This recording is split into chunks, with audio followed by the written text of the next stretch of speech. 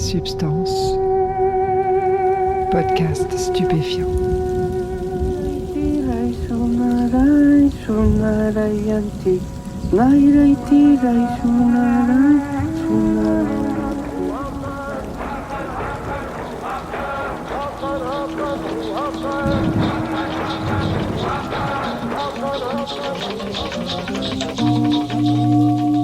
Bonjour à tous, bienvenue dans Substance, Mathieu, shit, alcool et cocaïne, épisode unique. Dans cet épisode, on va aborder un des stupéfiants les plus consommés en France, la cocaïne. C'est une drogue particulière, la cocaïne. C'est un stimulant qui a des effets qui passent assez rapidement, une demi-heure environ, si on la sniffe par le nez. Dans les années 80, elle coûtait très cher et elle était surtout consommée par les riches. Mais elle s'est peu à peu démocratisée et elle s'est répandue dans différents milieux. Certains en prennent pour faire la fête, d'autres pour travailler, d'autres pour améliorer leur concentration, etc. C'est une drogue extrêmement lucrative pour les mafias qui la distribuent, avec des profits dingues et une rentabilité hors du commun. Ce trafic international et sa violence extrême ont été décrits par le journaliste Roberto Saviano dans un livre passionnant qui s'appelle Extra Pur en français. Il y décrit comment les milliards de la coke font l'objet de luttes acharnées entre des organisations ultra-violentes qui torturent et qui tuent sans hésiter les personnes qui font obstacle à leur trafic. À l'autre bout de la chaîne, les consommateurs, comme Mathieu, un breton qui approche de la quarantaine. Il a eu au cours des 15 dernières années de sa vie une relation compliquée avec la cocaïne. Et c'est ce qu'il va vous raconter dans cet épisode. Réglez le son, mettez-vous bien et écoutez, vous êtes dans Substance.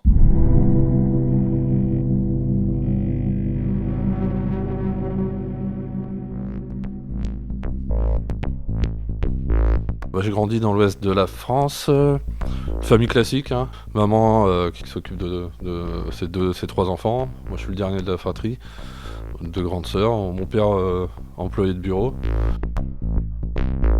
On était en pavillon, en banlieue d'une ville assez connue, mais voilà, rien de... Tout se passait bien, voilà. Bon, la première fois, c'était un peu comme tout le monde, j'imagine, comme beaucoup de personnes, c'est au lycée. Avec les potes, quoi, les copains. Donc, c'est commencé par... c'était le pétard à l'époque. Et l'alcool en même temps. C'est vrai que je crois que j'ai découvert tout ça en même temps et un peu tard. Et beaucoup de personnes que je connaissais avaient déjà, notamment des collègues de classe, avaient déjà expériencé au collège. Moi, j'ai tout commencé au lycée.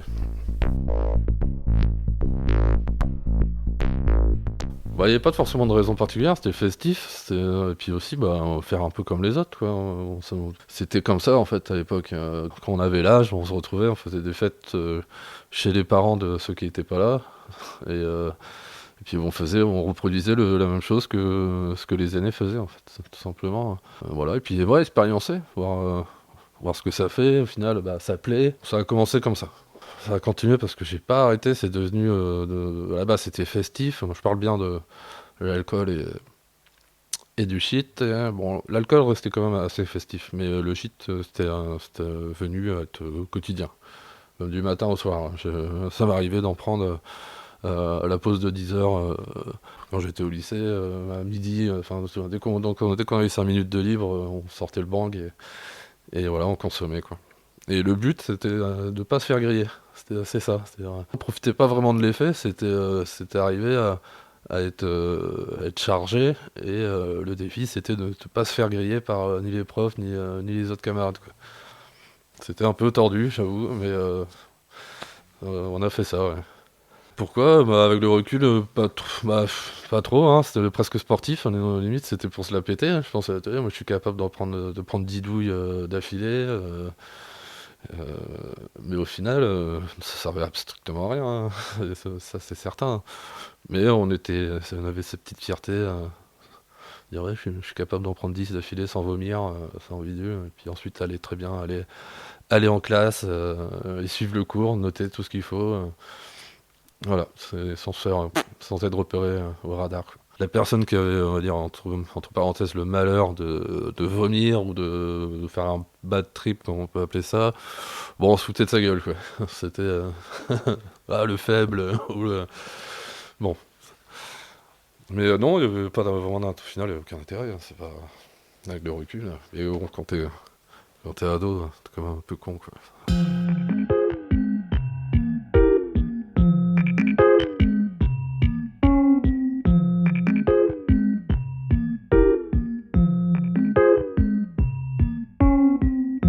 La logique aussi d'émancipation avec les parents, hein, c'est-à-dire qu'on est programmé pour tous couper les ponts avec nos mentors, on va dire, d'une certaine manière, et bon, ça peut passer par là, en fait, par l'interdit. Moi, j'avais des parents, pour eux, c'était hors de question, hein. Pour eux, c'était le mal absolu, le pétard. L'alcool, ça allait, parce qu'on avait quand même une famille d'alcooliques. Mais non, tout ce qui était drogue, c'était absolument...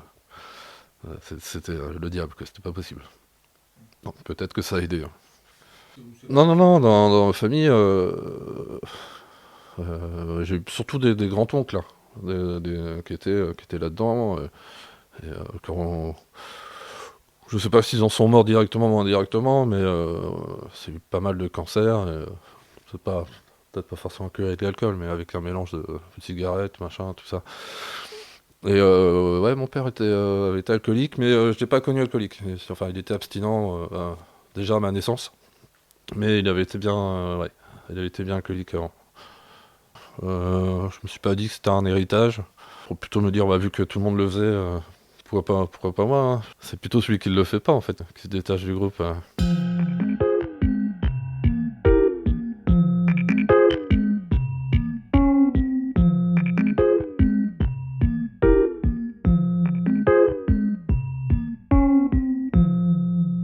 Je pense que j'étais un peu accro, c'était devenu un rituel, d'en prendre avant de manger, d'en prendre avant de dormir surtout le sommeil. J'ai toujours eu un problème avec le sommeil. Et c'était une bonne alternative pour bien dormir et de pas faire des rêves lucides, ce genre de choses, quoi. Donc le lendemain, je me souvenais de rien. C'était vraiment pratique, quoi, là-dessus. Un rêve lucide, c'est quand tu te rends compte que tu rêves. T'es à l'intérieur de ton rêve et tu sais que tu rêves. Et c'est assez rare, hein, c'est pas non plus à chaque fois. Et quand tu es vraiment dans le lucide, tu peux carrément tu peux contrôler ton rêve, en fait. Tu peux être dans une situation où, un peu cauchemar, où je sais pas, où tu te retrouves dans une rue, t'as des mecs qui viennent t'attaquer, bidule, et en fait tu te rends compte de ça. Tu te rends compte que en fait c'est ton rêve, c'est toi qui fais ce que tu veux, et tu pètes la gueule en fait à tout le monde, quoi. Si tu décides, voilà. Tu te rends compte de ça, tu peux même planer, voler même, et tout en sachant que tu rêves. Et tu peux décider de te réveiller par toi-même. C'est pas quelque chose de super agréable en fait à vivre. Parce que t'as pas l'impression de dormir en fait au final. Tu te réveilles, t'as l'impression d'être ton cerveau, je pense qu'il est, au lieu de se reposer, il est à pleine balle en fait, quoi. Et donc t'as un mauvais sommeil, t'as une mauvaise qualité de sommeil. Voilà. Au réveil, t'es pas en pleine forme, hein.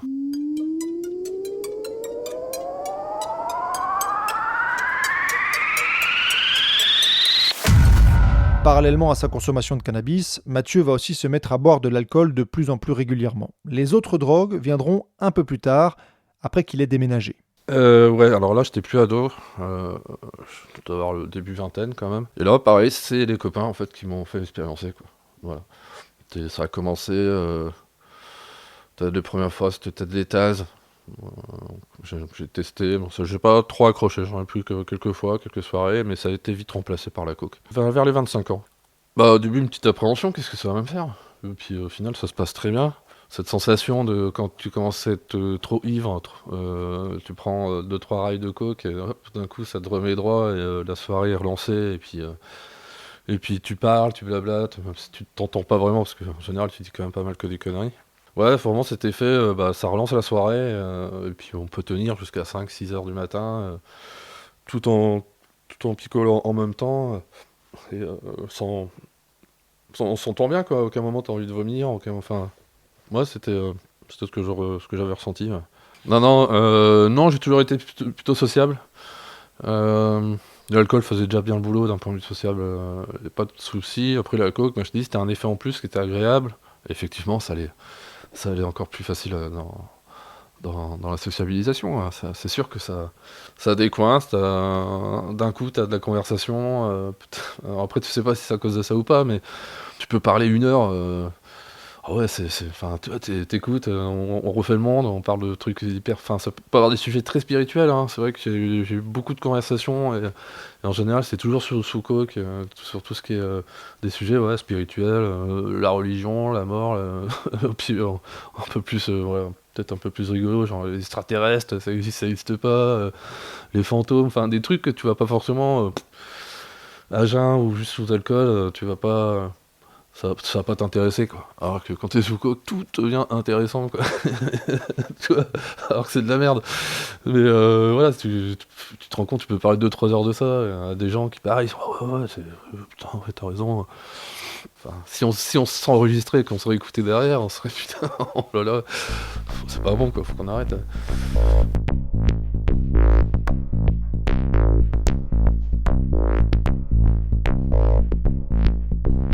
J'ai arrêté les études au bac.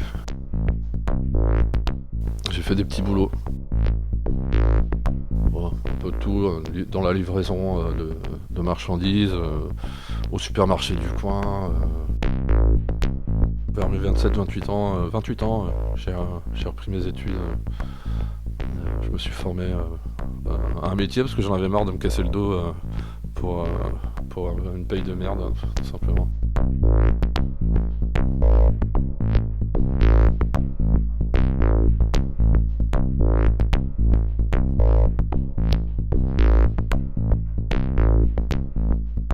Ouais, ça a duré presque, je pense, 10 ans. Ouais, mais il y a même eu des périodes où je l'avais pas pris pendant 1 an, 2 ans. Après, ouais, c'est devenu un peu plus régulier. Alors, il y a eu j'étais en couple, ça se passait pas très bien. euh, et en même parallèle, j'avais un boulot qui payait bien, parce que j'étais en déplacement sur Paris, et j'avais vraiment une super bonne paye. Et quand je rentrais sur Rennes, en fait, pour le repos, au final, bah, je sortais directement, je posais mon sac, je ressortais directement, et vu que j'avais l'argent, et que je connaissais quelqu'un, bah, ça a commencé comme ça. J'en prenais pour moi, je rentrais chez moi, enfin déjà je partageais pas, à l'époque ma copine n'était pas au courant, donc j'allais aux toilettes, je reprenais une, deux, bon. Ça a commencé comme ça tous les jours. Ensuite, bah, fini par me séparer de cette femme, j'ai quitté ce boulot également. Et dans la foulée, mon père est décédé. Donc il y a eu un héritage. Bon, il y a eu ces trois trucs. Je me suis retrouvé dans un appartement de 70 mètres carrés, dans un truc de 20 mètres carrés, mais avec 30 000 balles sur le compte. Bon, là, c'était parti. J'étais pas bien du tout, hein. Donc là, c'était parti. Bah, alcool, j'avais repris le shit. Et bah, puis il y avait la coke qui est arrivée en troisième, quoi.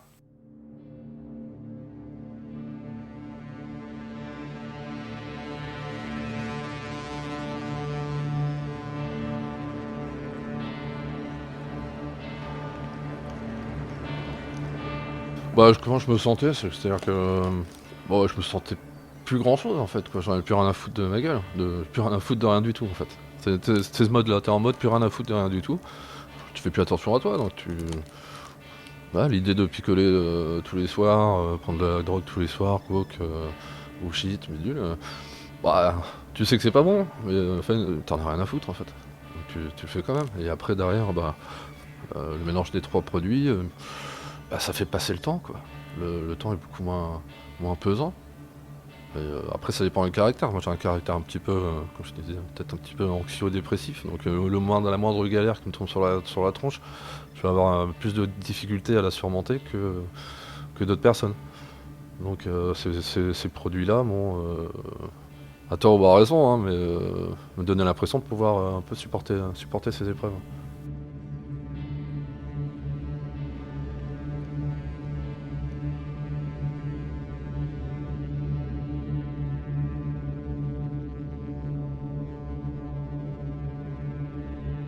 Ça a duré bien 3 ans. J'ai arrivé à bosser en même temps, ouais. Bah après, j'arrivais à faire en sorte que ce soit que le soir. Je rentrais du boulot, ça y est, je prends mes premières lignes, première bière, premier pétard, et jusqu'à à peu près minuit, 1 heure, où voilà, je m'endors, si on veut, je tombe, et je me réveille avec la gueule que je pouvais, enfin, pas terrible, mais bon, j'arrivais à aller au boulot.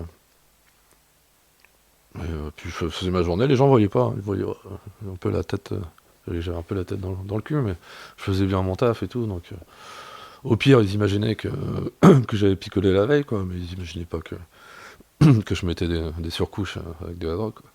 Bah ouais, très rapidement tu te dis que c'est pas bon, puis pareil, et puis l'envie d'arrêter, elle vient, elle est présente de toute façon, tous les jours elle est là, mais t'as envie d'arrêter au moment où t'es bien avec les drogues. C'est-à-dire une fois que t'as ta dose d'alcool et de drogue, là tu te dis putain, ça serait peut-être temps que j'arrête, quoi. Mais ouais, c'est facile de le dire, hein. Beaucoup de gens disent ça, ouais, je vais arrêter, c'est bon, mais ils le disent parce qu'ils sont sous l'influence du produit.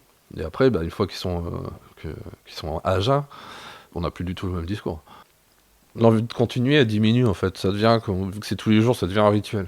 Donc il n'y a même plus une forme d'envie, ça devient un besoin. Euh, Ouais, comme l'habitude des petits vieux de prendre leur verre de vin rouge à midi, mine de rien, s'ils l'ont pas, bah, ils vont être un petit peu. Voilà, ça va sortir de leurs habitudes, et personne n'aime que leurs habitudes soient changées en fait. Mais au fur et à mesure, effectivement, même si une fois que t'as pris ta dose, tu te sens bien, ça te travaille de plus en plus en fait. De ce besoin d'arrêter, de se dire putain, mais je vais crever une crise cardiaque ou choper un sale truc, voilà. Mais tu le fais quand même, malgré que tu sois conscient des méfaits, quoi. Et pareil, et puis la peur d'arrêter, c'est dire putain, mais prends l'exemple des gens qui font des régimes, ils font un régime pendant 3 mois, ils vont perdre 5 kilos, et ils vont arrêter les régimes, ils vont en reprendre 10. Il y a aussi cette notion, donc moi je me dis, il faut que je le fasse bien. Enfin, j'avais déjà cette notion, voilà, si j'arrête, il faut pas que 2 mois après, je reprenne et que ce soit deux fois pire, quoi. T'es tout le temps fatigué, tout le temps, t'es jamais en forme. Moi, quand j'étais au boulot, je traînais la patte, même si ça se voyait pas, quoi. Mais dans la tête, j'avais toujours, on va dire, d'une certaine manière, envie de faire une sieste. Jamais la patate, ça revient quand t'as ta dose, quoi. Quand t'as ta dose, là, t'es en forme.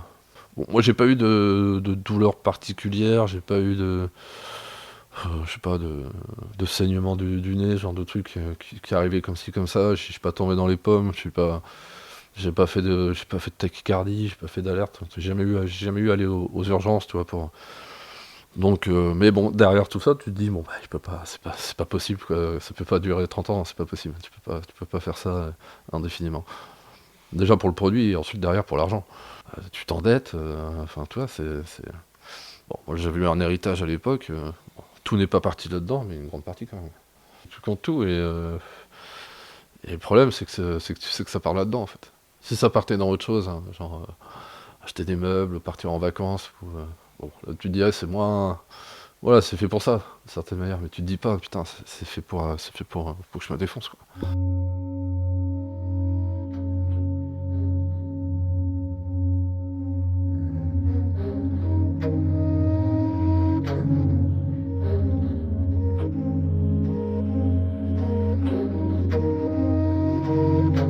Après, je sais que j'ai des bons potes à moi qui m'ont quand même alerté, quoi. Mais t'écoutes, mais enfin, ça passe par une oreille, et ça ressort par l'autre, parce que tu te dis c'est pas le moment, c'est jamais le moment en fait. C'est jamais le moment d'écouter et de faire ce qu'ils disent, quoi. Et surtout, cette notion de je vais pas arrêter pour quelqu'un, il faut que j'arrête, c'est pour moi en fait. Si je le fais pour quelqu'un d'autre, c'est l'échec assuré. Bah, c'était en soirée, de toute façon, on prenait la même chose. C'est-à-dire qu'on était un groupe de potes, on était tous dans la picole, quand il y avait de quoi fumer, ça fume, et pareil, quand il y avait de la coke, ça en prenait, quoi. Mais eux, ils étaient pas tous les jours. C'était, voilà, c'était pour eux, bah, c'était ponctuel.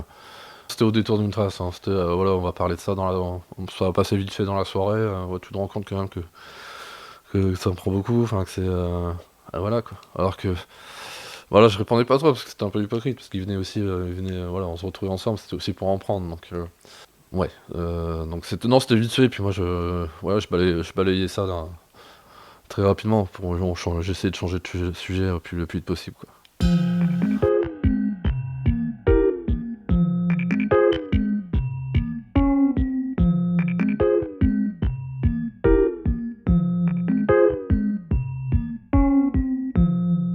Cette galère de 3 années, on va dire, où j'ai eu du mal à me remettre surtout de la mort de mon père et tout ça, bah, j'ai fini par pas retrouver un boulot. Enfin, j'arrivais à retomber sur mes pattes, mais un peu, je sais pas trop comment je faisais, mais voilà, j'ai pas fini à la rue, j'ai pas. Et puis j'ai fini par retrouver quelqu'un, enfin que j'avais connu 10 ans avant. Et en fait, voilà, on s'était toujours plus ou moins aimé sans trop, en pensant que c'était mort, chacun de son côté. Et puis un soir, voilà, un soir, je l'ai retrouvé, je lui ai dit, enfin, si à l'époque j'avais pas merdé, on serait encore ensemble. Elle m'a répondu bah ouais. Et puis on s'est remis, voilà. Ouais, tu sors un peu du mode plus rien à foutre de rien du tout. Et, et voilà, t'as quelqu'un qui a des sentiments pour toi, qui compte pour toi, et toi derrière aussi, quoi. Il faut que cette personne puisse avoir confiance en toi autant que t'as confiance en l'autre, quoi. Donc t'as un peu, c'est pas un but dans la vie, mais tu te sens un peu revivre, tu te sens, j'ai un peu voilà, une raison de vivre, quoi, une raison de s'en sortir, plutôt. Voilà. T'as une bonne raison de t'en sortir, c'est un peu comme si t'attendais, tu sais que tu dois arrêter, tu sais qu'il falloir que t'arrêtes, mais tu t'es mis des conditions pour que tu te lances, en fait. Et bon, là, tous les feux étaient ouverts, et c'est arrivé comme ça, hein, c'était pas programmé, c'est arrivé, j'ai saisi ma chance, et ça s'est très bien passé, quoi. Ça s'est repassé comme ça, donc il y a eu ça, donc, bon soutien, génial, parce qu'elle comprenait un peu ce que je vivais sans trop me juger, et puis et en même temps, bah, il y a eu le premier confinement, où là, bah, plus le droit de sortir, plus rien, plus d'argent aussi, ce que j'avais de côté, j'en avais plus. Donc ça m'a, voilà. Ce mélange de plusieurs facteurs a fait que bah, j'ai arrêté d'en prendre tous les jours. Et pareil, avec cette même appréhension que quand j'étais gosse, quand j'avais arrêté le shit, je disais, mais ça va pas bien se passer le fait d'arrêter. Et en fait, non, au bout d'un, 2, 3, 4, 5 jours, tu te dis, ah bah en fait, non, c'est pas la mort, quoi. En fait, ça se fait très bien, et c'est surtout, ouais, ça reste, c'est dans la tête, quoi. C'est les habitudes, en fait. Quand on prend tous les jours pendant 3 ans, c'est, tu te dis, ouais, mais les habitudes, c'est impossible, quoi, à m'en défaire. Et au final, quelles que soient les raisons qui te poussent à arrêter, bah, tu te rends compte que bah, c'est pas du tout la mort, quoi. Ça se fait très bien, ça se fait même très très bien. Pour comprendre la relative facilité avec laquelle Mathieu a arrêté de prendre de la cocaïne tous les jours, il faut savoir que cette drogue ne provoque pas de réelle dépendance physique, contrairement à l'héroïne et à l'alcool par exemple. Quand on en utilise trop souvent, la cocaïne provoque une dépendance psychologique, une sorte de besoin irrépressible d'en consommer. Mais quand on arrête, il n'y a pas de symptômes physiques de manque. Mathieu a donc régulé sa consommation et il en prend désormais 1 ou 2 fois par mois et jamais tout seul. En écoutant son témoignage, j'ai eu l'impression que ses prises de drogue, sa recherche perpétuelle de fêtes et de soirées entre amis, prenaient toute la place dans sa vie. Et je me suis demandé s'il avait déjà eu des rêves ou des ambitions, professionnelles ou autres, quelque chose qui aurait pu structurer son existence. Vu que j'ai eu une éducation classique, j'imaginais que ça allait être, bah, je vais me marier, je vais faire des gosses, quoi. Au début, ça a été ça. Et, après, en fait, non, pas du tout. Je sentais que c'était pas pour moi, en fait. C'était pas forcément quelque chose qui allait me plaire ou pas. Mais en fait, je me suis jamais vraiment projeté. Bon, le but, c'était quand même d'avoir un boulot qui paye un petit peu, quoi. Voilà. Bon, l'informatique, ça a toujours été une appétence. Il se trouve bah, que je suis là-dedans. Quand j'étais gosse, je voulais être testeur de jeux vidéo. Comme beaucoup, j'imagine. Bon, bah voilà, après, j'ai fini par bosser dans l'informatique. Ça me va bien. Non, j'ai jamais eu de plan de vie comme ça, aussi bien structuré. Bon, j'avais un minimum quand même. C'est, si possible, bosser dans un bureau, enfin, avec des ordinateurs, ce genre de trucs. Et voilà, éviter les boulots de chien, comme on dit. Enfin, voilà, c'est comment dire, mais où tu te casses le dos et que t'es payé de misère, en fait, quoi.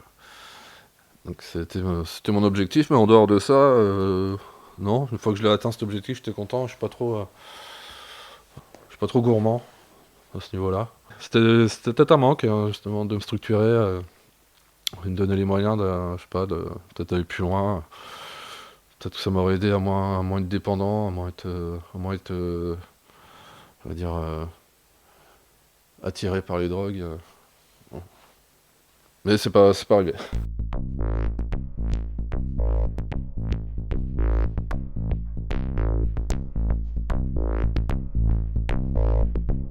Ça m'a apporté quoi? Surtout sociabiliser, faire des rencontres, quoi. C'est ça. Après, derrière, qu'est-ce que ça m'a apporté ça m'a apporté des sous en moins. Après, ouais, je me rends compte avec le recul que j'aurais peut-être été plus en avance d'un point de vue carrière, peut-être que j'aurais moins attendu. Les choses seraient pas arrivées aussi tard. Parce que, mine de rien, ouais, ça prend du temps, et quand t'es dedans, bah, tu t'en fous, quoi. Donc t'avances pas dans ta vie, quoi. Peut-être que j'en serais là, j'aurais pu atteindre les mêmes objectifs, mais peut-être, je sais pas, 10 ans avant. J'aurais peut-être un autre poste, plus de responsabilité, tout.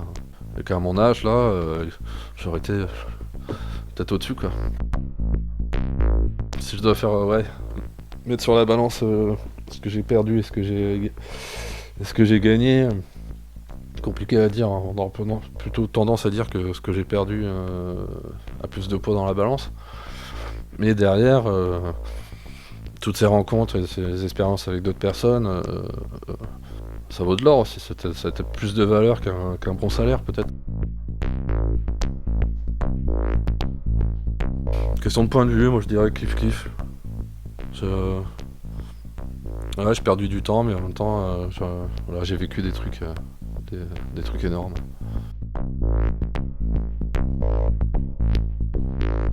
C'est mon dernier mot, Jean-Pierre. Ah bah de rien.